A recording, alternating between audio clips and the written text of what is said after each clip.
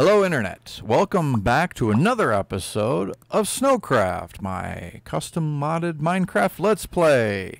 So, as you can see, I'm up here on the roof of my factory, which by the way, this is what it looks like from above. If I don't think I showed a real good view in my last episode. You can see the nether portal over there where the fire on the roof has gone out. I should go up there and relight it at some point, but it just goes out every time I do, so it's not really something that's I'm real worried about. I should put like soul campfires up there. Actually, that would probably be the best way to go about doing it, because I think the soul campfires would keep going. But anyway, this is what the roof of the factory looks like, and as you can see, I have built an energy core up here. These things are this is definitely my favorite way to store energy in Minecraft. It just looks so cool. And this is the tier 7 energy core. I didn't build all the intermediary stages of it. I did just go straight to the 7. I didn't build the tier 8 because I haven't done the Ender Dragon grind to get enough awakened draconium to make the tier 8. But everything else for the tier 7 that I already had. So as you can see, I've got it hooked up and it is currently charging. We're at about a little more than 5% right now. So in about a month, it'll be fully charged, which is fine. Actually, it's going to be less time than that, but it's also going to be more time than that. So anyway, what I have been busy working on in the meantime is the fusion reactor. This is what the Nuclear-Craft fusion reactor looks like. This is a size 10 reactor. They do max out at 24. And the way that you determine how big your reactor is by counting the number of fusion connectors on one side and then adding 1. So right here we have 1, 2, 3, 4, 5, 6, 7, 8, and 9. Add 1, that becomes 10. And once you have it completed, you can actually see right here in the core, it'll tell you right here what the size is. Obviously right now it's complaining because the magnets are not powered. And I don't have the magnets powered for a reason. They actually drain a significant amount of power even when the rest of the system isn't on. So much so that my core here was actually discharging. And I wanted to try to build up enough of a reserve that we're going to be able to get this on in the first try. Because if we try to turn this on and it doesn't work, we're going to have to shut it off, and we're going to have to run all of our other power generating methods for quite a while in order to build up that buffer again. Yeah, so this is what they look like basically. You've got your core there in the middle. You've got the electromagnets here on the outside, and then I've run the flux ducts all the way around. You can see I've got them here on this layer and then again down there. And that's to provide power to each of the magnets. You don't actually need to attach it to each and every individual magnet, because the magnets will share power between them up to a certain point. But I have the flux ducts. I can make a ton of them. So this is just easier. That way I make sure that everything's getting powered. And I don't think I mentioned it before, but this is how I've been floating.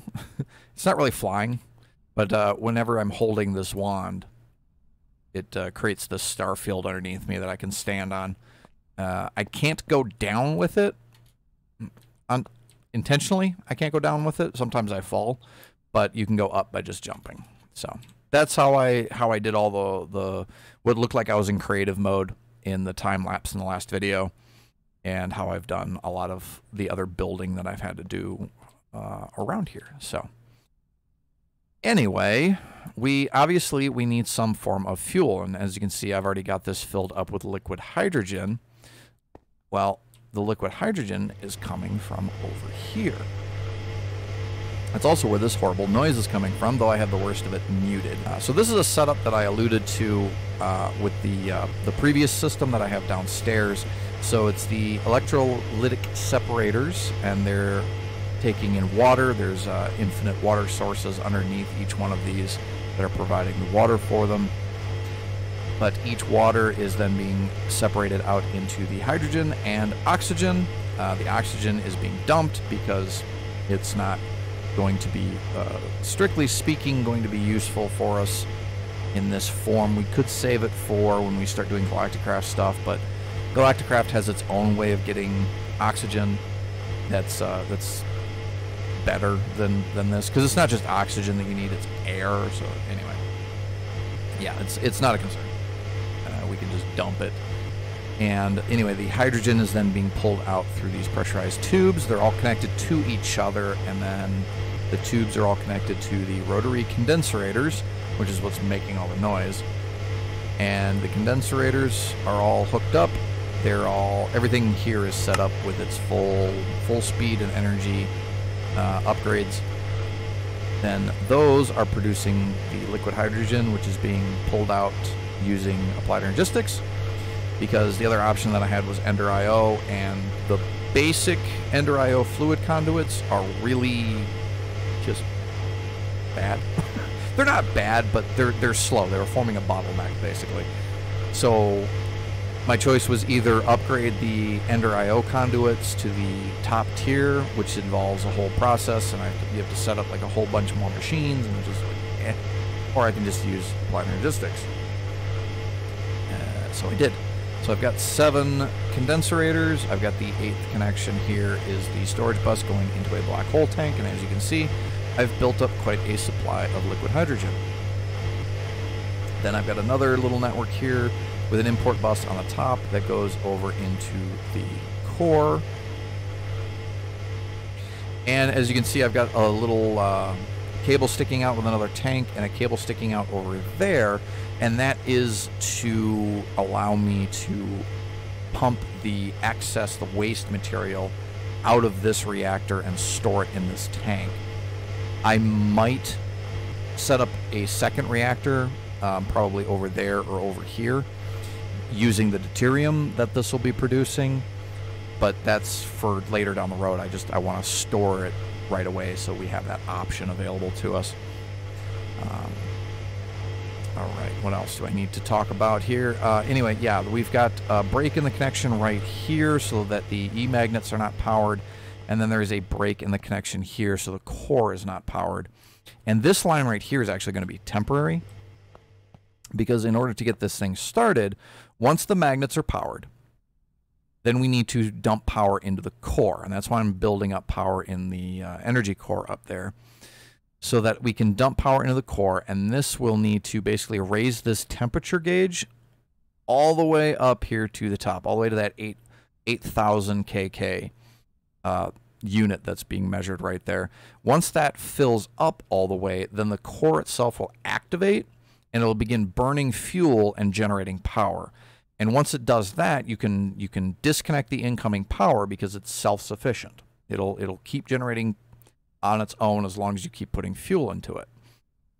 At that point, it'll then reset, the temperature gauge will reset, and it'll start warming up until it reaches the optimal temperature for the hydrogen-hydrogen reaction that we're using, which is this one right here.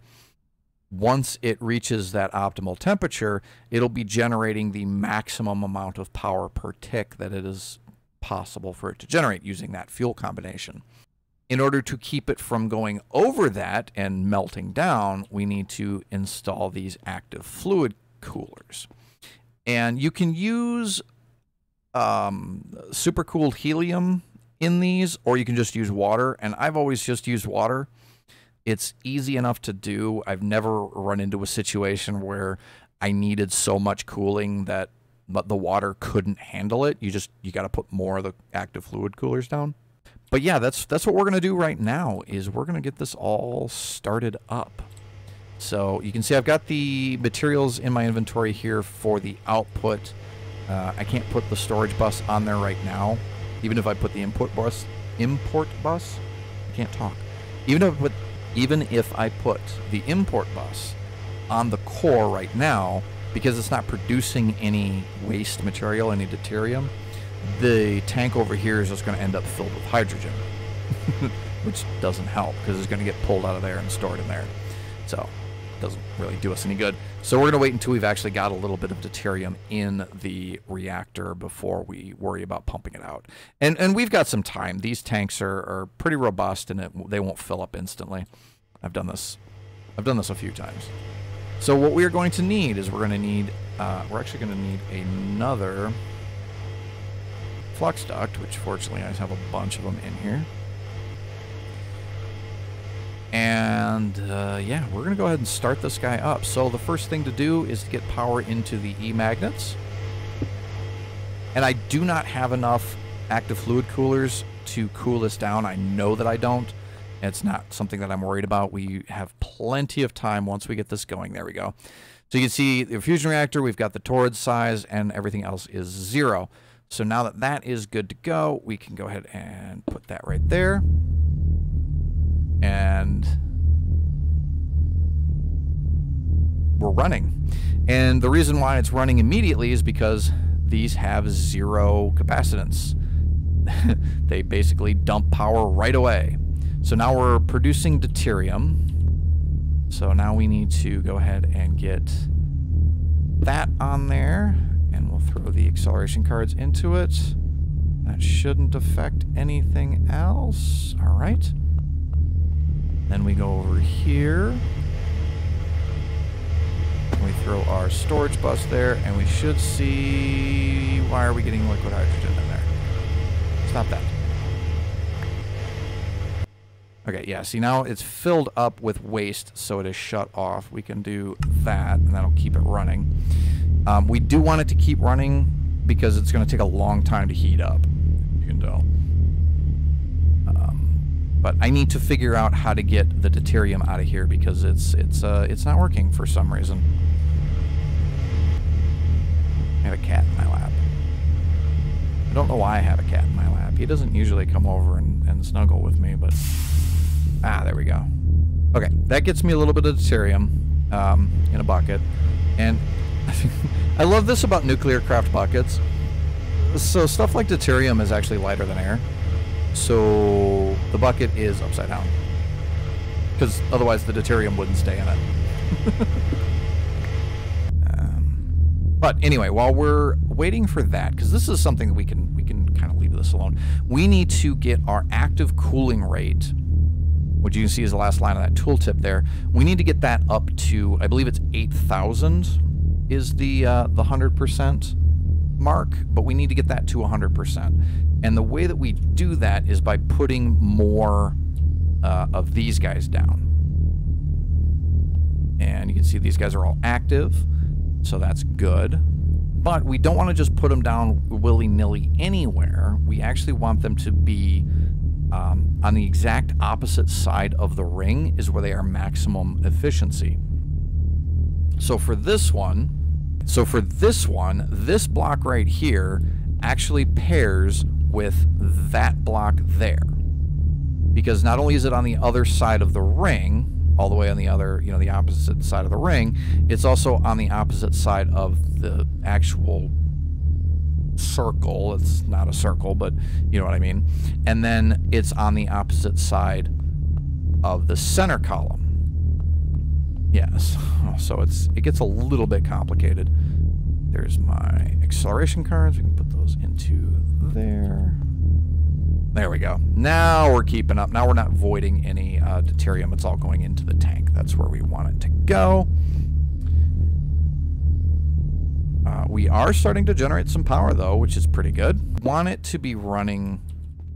We want it to be powering those magnets off of the energy that's stored in the system rather than off the energy that's being directly generated by the reactor. And I know I've seen a lot of how-tos and tutorials and things talking about these, you know, these reactors, and they always, almost always it seems, are like, hey, you can just run them off the power that the reactor generates itself. You don't have to mess around with any other methods of storing or generating power. And that's fine. That's a decent way of doing it. But what happens if your reactor goes offline? If your reactor stops generating power for whatever reason, like it doesn't matter why it's not generating power, but if it stops generating power for some reason,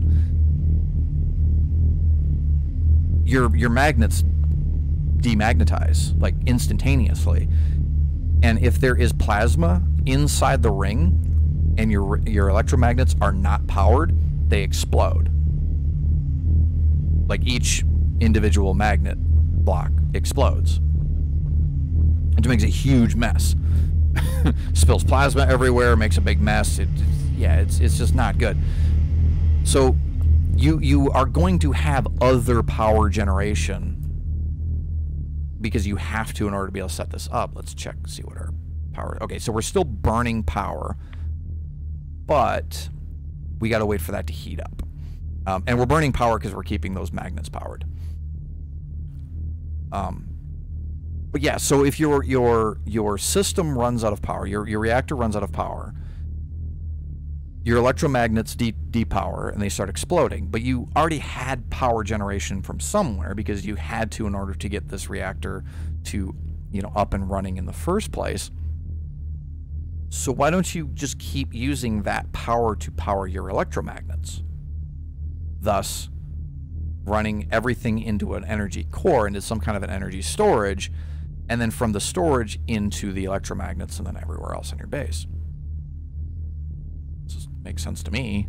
I need to work on getting the cooling solved for this now. All right, well that took a little bit longer than I had hoped that it would, because yeah, it turns out that size 10s are actually pretty difficult to cool.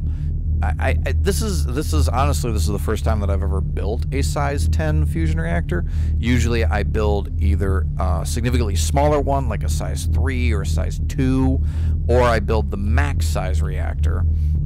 But we are currently sitting at an active cooling rate of 101%. It's actually 5,000. That is the magic number, not 8,000, which is better than what I was thinking originally, but it's still not the best.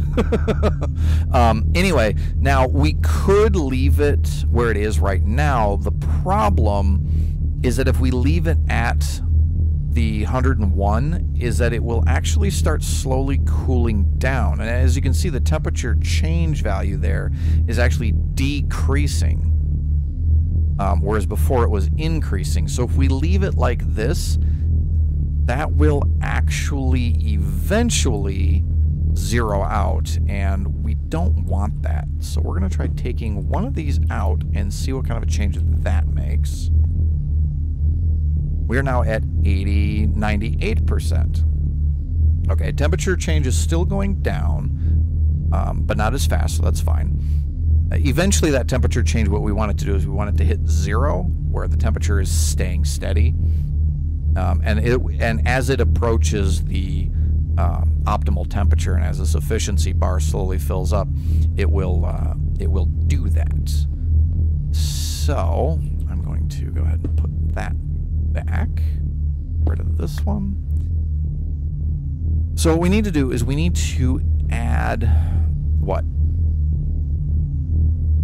60 more K per tick of cooling. All right, let's go ahead and get this water source hooked up. There we go. And then we can run the power around it like so. Let's see where that takes us to. That takes us to back to 101%. Okay. We'll go up here. And we're going to take this guy out. This is kind of the downside, is that you really have to start just finagling it in order to try to get to that 100% sweet spot. Right back where we were before. What on earth? We want 520. I have to use the wand. Right, and then we'll take that one. Give it. All right, now we are at 5,000. exactly where we want to be, and we even have a couple of extra fluid coolers left over.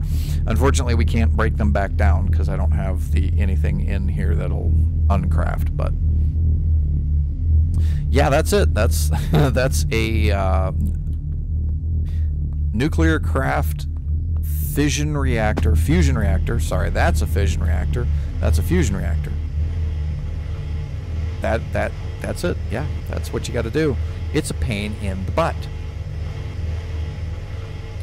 Now the other question is, are we burning fuel faster than we're producing it? No, because that number is going up, and that's what we want to see. We want this number to be going up, or staying more or less steady, but up is better. Let's go up here and take a look at how fast we are charging, because this should be charging. We are charging. It will take about a week to charge this. That's always good to see. So what that means is we can actually go down here, because I turned on the, we can probably turn this off too, but I turned the diesel generator on, as you can hear. So we can turn that off. And now that we've got that turned off, I want to go over here and double check. Yeah, we're still charging. It's still producing more power than we're consuming. We can probably even turn off the fission reactor, but I think we'll probably just let it run out of fuel. And then we'll, yeah, running off fusion power. Going forward, though, we're not going to do it in this episode.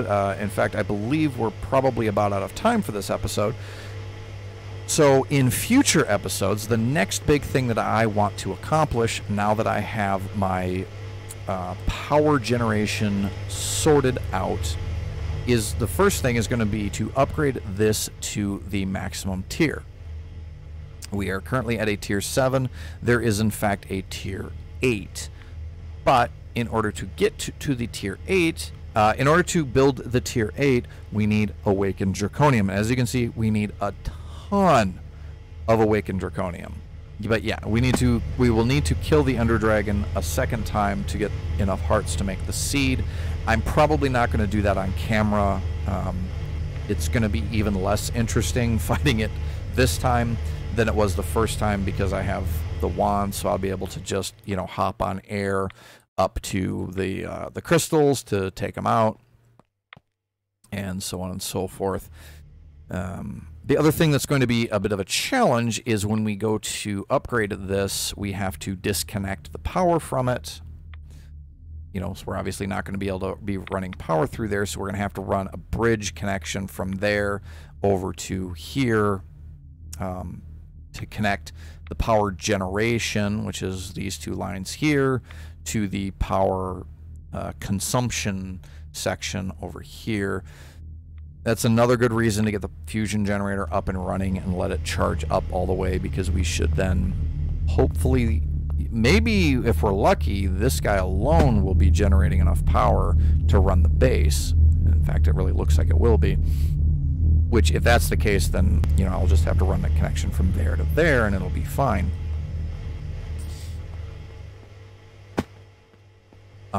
But once we get that core upgraded all the way, because it's honestly, that's something that I'm probably going to do between episodes once I get the Ender Dragon taken care of a second time, because it's not gonna take very long, and it's not gonna be interesting to watch, but it is also going to take a ton of just idle time where I'm just gonna have to have the game open and running in order to generate enough awakened draconium to finish it. What I want to do going forward is I want to start working on my outposts, and we actually have 2 dimensions that we can do right away. We can do one in the nether and we can do one in the end. Once we have those 2 set up and ready to go, then I want to start working on Galacticraft stuff. We want to go to the moon. We want to go, basically, we want to go to everywhere that we can go on this little map right here. You can see, obviously, there are some of these that are red, so we can't go to Mercury, Jupiter, Saturn, Uranus, or Neptune, but we can go to Venus, Mars, the asteroid belt, and we can go to the moon. I am aware that there are mods that add these other locations, as well as adding other galaxies. I can't get them to work. So we're not going to be able to do them because I can't get them to work, and I don't understand why they don't work. They don't throw any errors or anything like that. I install them and nothing happens. So I'm missing something, some configuration or something that's just doesn't want to work for me. I don't know what it is. But that's what I want to do, is I want to start going to these other planets, exploring them a little bit, and building outposts on those. Now, one of the kind of goals that I want to do is I want to be able to access my ME system and my factory, which looks super cool over there in the fog. But I would like to be able to access my factory from those other dimensions. And while I can kind of do so using this wireless crafting terminal, you know, doing so consumes the infinity energy, which they're really expensive and difficult to get. So I don't want to be using that if I don't have to. But that is where this section over here comes in, which I don't think I've actually shown since I set it up, because I just kind of did it one day. But this is where my mine used to be. And if you remember, I actually dug out a whole chunk over here. Well, I made use of that chunk. I built a mob farm in it.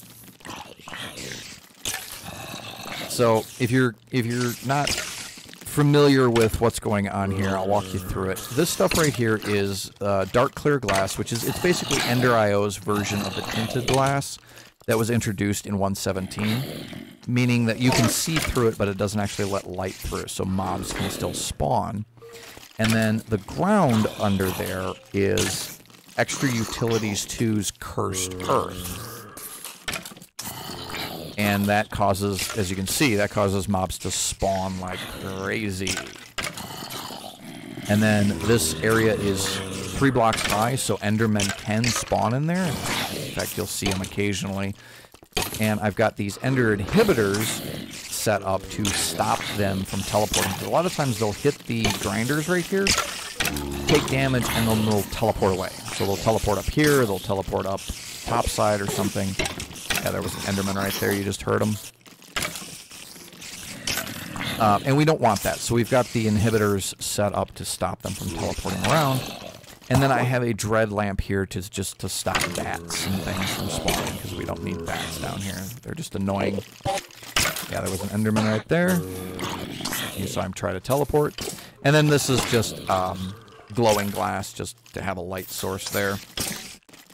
Because otherwise it's dark over here and mobs try to spawn like right here or right here. It's really annoying.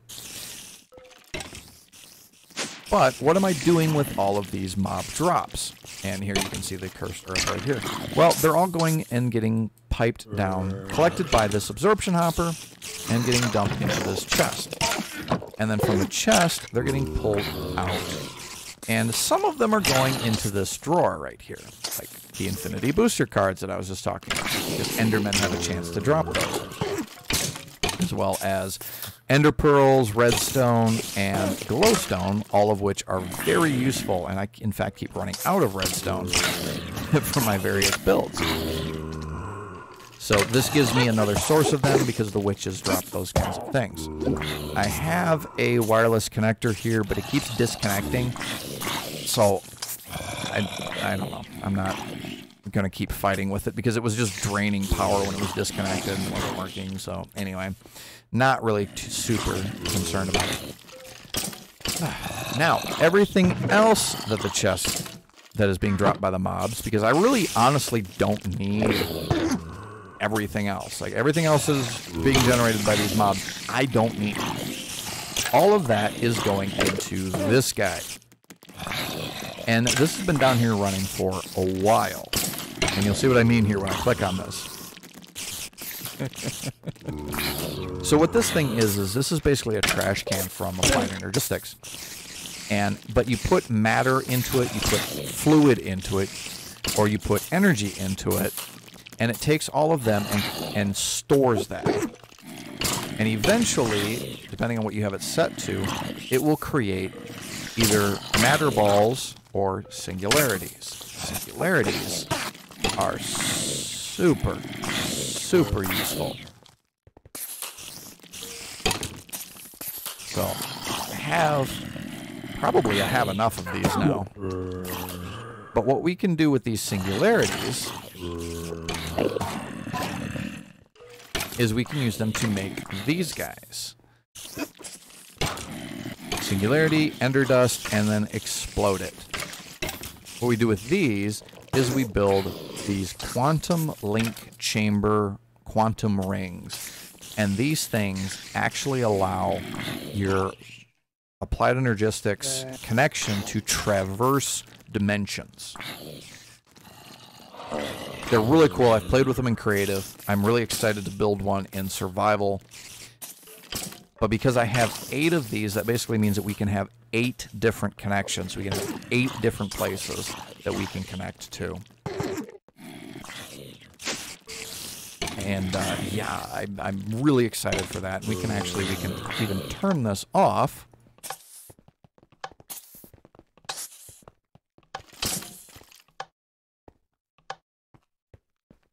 Check it out. We turned it off. There are a few places down there where mobs still can spawn, and they will still occasionally, like right there. But nowhere near the rate that they were spawning at before. So we'll go ahead and leave that off for now, because for the most part, we're pretty much done with what we need from that. All right, so that's what our plans are for the future, and that's about it for this episode. I am going to go ahead and call things here for tonight. I've got a few things that I need to do between episodes. I also need to keep working on a design for the outpost that I like. I've been experimenting a little bit, and so far everything that I'm coming up with is just a box, and I really don't want to just make a box. I feel like I make too many boxes. Or at least if I do end up making a box, I want it to be an interesting box. So we'll experiment. We'll see what's going on. If I can figure out something that looks nice. If you guys have any suggestions for outpost designs that I can use, even if it's not actually an outpost, I really just need a kind of a small little mini base, because it doesn't need to have a whole bunch of stuff in it. If you have any suggestions for a mini base or something like that that I can use, let me know. Send me a link. You can drop me a comment down here on YouTube. You can also get me on Twitter. I am at Silly Snowfox on Twitter. I'm Silly Snowfox most places on the internet. But in any case, if you like the video, hit the like button. Don't forget to subscribe so that you don't miss ever of our future adventures here in SnowCraft. Have any suggestions? Let me know in a comment. Otherwise, I hope to see you guys in the next video. Have yourselves a wonderful day, wonderful evening, whatever time of day it happens to be for you. And until then, happy Minecrafting.